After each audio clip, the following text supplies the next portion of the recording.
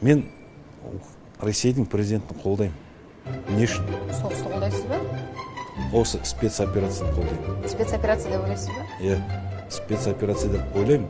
Мен ойлаймын, осы жазға дейін Зеленскийді өзінің халқы ұстап сотқа береді. Сондай болады.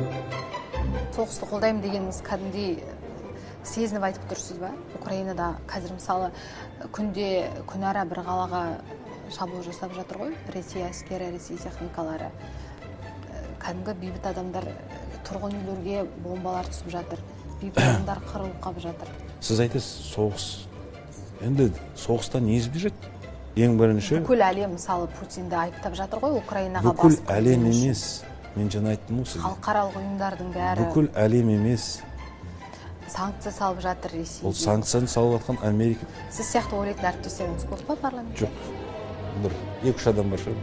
Да, я сказал, поддерживаю специальную военную операцию, которую проводит Россия, и поддерживаю президента Путина. И что произошло дальше? Дальше произошло, наверное, всю ночь. Это вообще сделали мои однопартийцы. Я вообще с партии Ах-Жол, по-казахски она называется «Светлый путь». Я в этой партии был 10 лет. Да, вот последние 3 года, где-то 3,5 года, я по семейным обстоятельствам у себя на регионе, на хозяйстве был своем, в ауле. И когда потом приехал, я здесь понял, что партия за 3 года, 3,5 года, там много чего поменялось.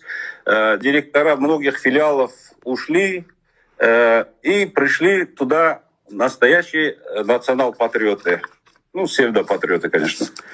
Вот, и там у нас всегда были конфликты на разные высказывания.